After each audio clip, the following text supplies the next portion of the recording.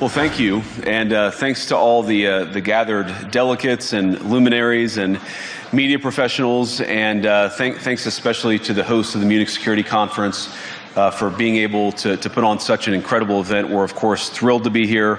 We're happy to be here. And, you know, one of the things that I wanted to talk about today is, of course, our shared values. And, you know, it's great to be back in Germany. As you heard earlier, I was here last year as United States Senator. I saw Foreign Secretary David Lammy and joked that both of us last year had different jobs than we have now. But now it's time for all of our countries, for all of us who have been fortunate enough to be given political power by our respective peoples, to use it wisely to improve their lives. And I want to say that, you know, I was fortunate in my time here to spend some time outside the walls of this conference over the last 24 hours. And I've been so impressed by the hospitality of the people, even as, of course, as they're reeling from yesterday's horrendous attack. And the first time I was ever in Munich was with my wife, actually, who's here with me today, on a personal trip. And I've always loved the city of Munich, and I've always loved its people. And I just want to say that we're very moved, and our thoughts and prayers are with Munich and everybody affected by the evil inflicted on this beautiful community. We're thinking about you, we're praying for you, and we will certainly be rooting for you in the days and weeks to come. Now,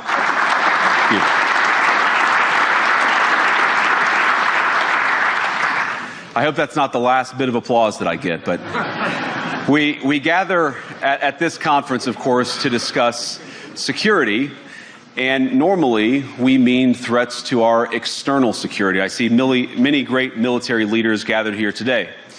But while the Trump administration is very concerned with European security and believes that we can come to a reasonable settlement between Russia and Ukraine, and we also believe that it's important in the coming years for Europe to step up in a big way to provide for its own defense, the threat that I worry the most about vis-a-vis Europe is not Russia, it's not China, it's not any other external actor. And what I worry about is the threat from within, the retreat of Europe from some of its most fundamental values, values shared with the United States of America. Now, I was struck that a former European commissioner went on television recently and sounded delighted that the Romanian government had just annulled an entire election. He warned that if things don't go to plan, the very same thing could happen in Germany, too. Now, these cavalier statements are shocking to American ears. For years, we've been told that everything we fund and support is in the name of our shared democratic values. Everything from our Ukraine policy to digital censorship is billed as a defense of democracy.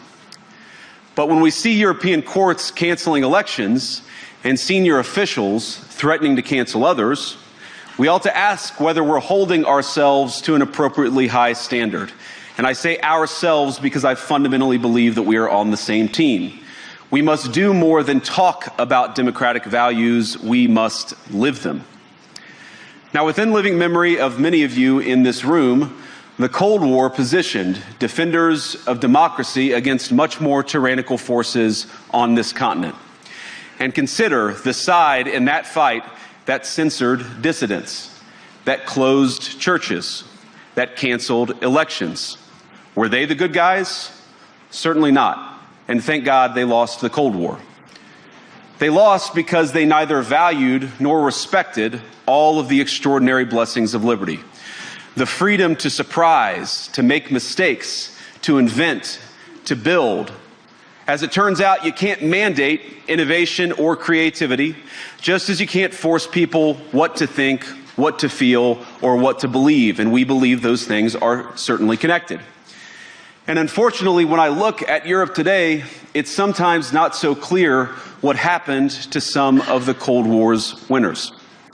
I look to Brussels, where EU commissars warn citizens that they intend to shut down social media during times of civil unrest the moment they spot what they've judged to be, quote, hateful content. Or to this very country, where police have carried out raids against citizens suspected of posting anti-feminist comments online as part of, quote, combating misogyny on the internet, a day of action. I look to Sweden, where 2 weeks ago the government convicted a Christian activist for participating in Koran burnings that resulted in his friend's murder. And as the judge in his case chillingly noted, Sweden's laws to supposedly protect free expression do not, in fact, grant, and I'm quoting, a free pass to do or say anything without risking offending the group that holds that belief. And perhaps most concerningly, I look to our very dear friends, the United Kingdom, where the backslide away from conscience rights has placed the basic liberties of religious Britons in particular in the crosshairs. A little over 2 years ago, the British government charged Adam Smith Connor, a 51-year-old physiotherapist and an Army veteran, with the heinous crime of standing 50 meters from an abortion clinic and silently praying for 3 minutes. Not obstructing anyone, not interacting with anyone, just silently praying on his own. And after British law enforcement spotted him and demanded to know what he was praying for, Adam replied simply, it was on behalf of the unborn son he and his former girlfriend had aborted years before. Now, the officers were not moved. Adam was found guilty of breaking the government's new buffer zones law, which criminalizes silent prayer and other actions that could influence a person's decision within 200 meters of an abortion facility. He was sentenced to pay thousands of pounds in legal costs to the prosecution. Now, I wish I could say that this was a fluke, a one-off crazy example of a badly written law being enacted against a single person. But no, this last October, just a few months ago, the Scottish government began distributing letters to citizens whose houses lay within so-called safe access zones, warning them that even private prayer within their own homes may amount to breaking the law. Naturally, the government urged readers to report any fellow citizens suspected guilty of thought crime. In Britain and across Europe, free speech, I fear, is in retreat. And in the interest of comedy, my friends, but also in the interest of truth, I will admit that sometimes the loudest voices for censorship have come not from within Europe, but from within my own country, where the prior administration threatened and bullied social media companies to censor so-called misinformation. Misinformation like, for example, the idea that coronavirus had likely leaked from a laboratory in China. Our own government encouraged private companies to silence people who dared to utter what turned out to be an obvious truth. So I come here today not just with an observation, but with an offer. And just as the Biden administration seemed desperate to silence people for speaking their minds, so the Trump administration will do precisely the opposite, and I hope that we can work together on that. In Washington, there is a new sheriff in town, and under Donald Trump's leadership, we may disagree with your views, but we will fight to defend your right to offer it in the public square, agree or disagree.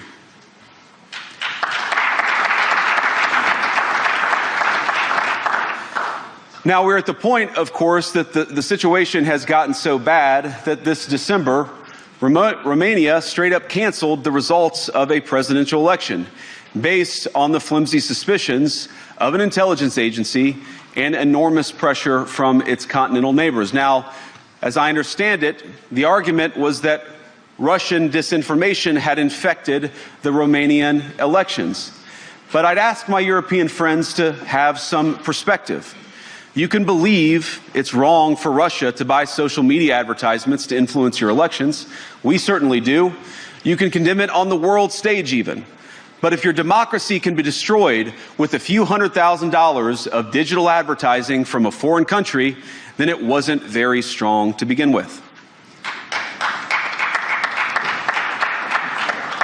Now, the good news is that I happen to think your democracies are substantially less brittle than many people apparently fear. And I really do believe that allowing our citizens to speak their mind will make them stronger still. Which, of course, brings us back to Munich, where the organizers of this very conference have banned lawmakers representing populist parties on both the left and the right from participating in these conversations. Now again, we don't have to agree with everything or anything that people say.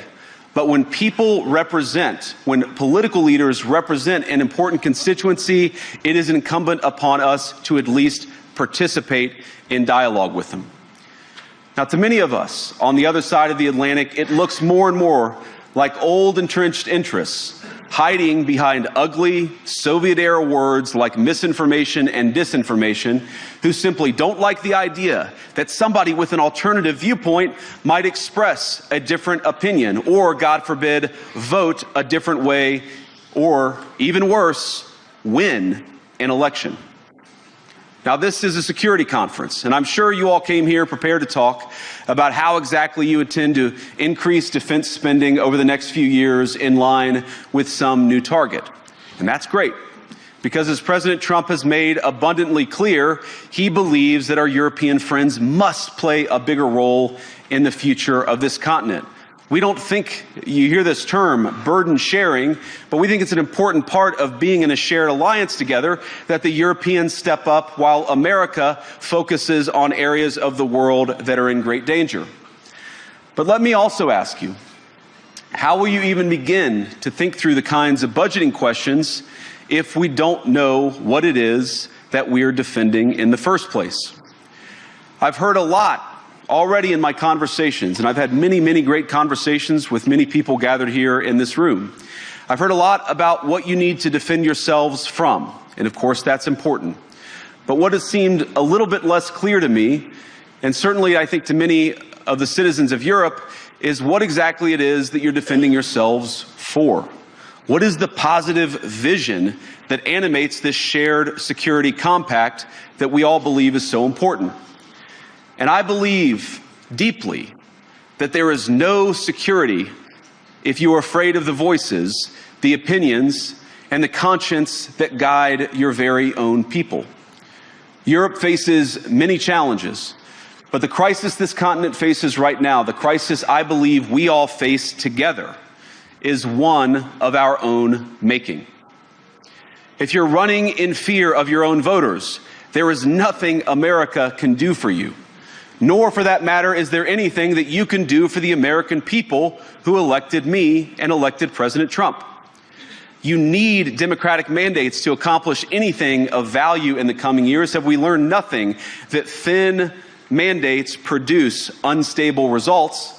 But there is so much of value that can be accomplished with the kind of democratic mandate that I think will come from being more responsive to the voices of your citizens.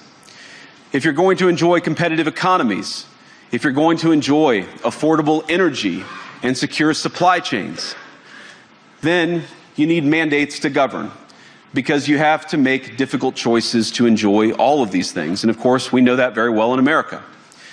You cannot win a democratic mandate by censoring your opponents or putting them in jail, whether that's the leader of the opposition, a humble Christian praying in her own home, or a journalist trying to report the news.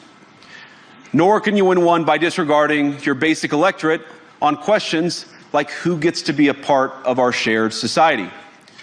And of all the pressing challenges that the nations represented here face, I believe there is nothing more urgent than mass migration. Today, almost 1 in 5 people living in this country moved here from abroad. That is, of course, an all-time high. It's a similar number, by the way, in the United States, also an all-time high.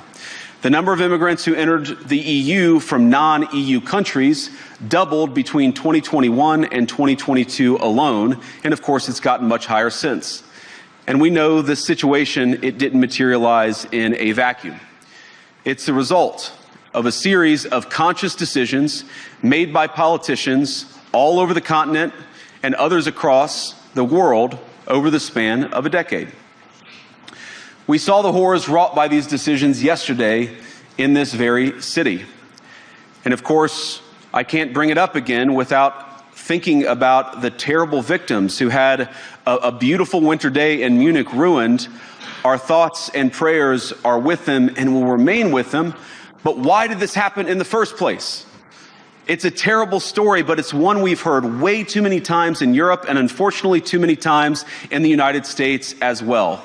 An asylum seeker, often a young man in his mid-20s, already known to police, rams a car into a crowd and shatters a community. How many times must we suffer these appalling setbacks before we change course and take our shared civilization in a new direction?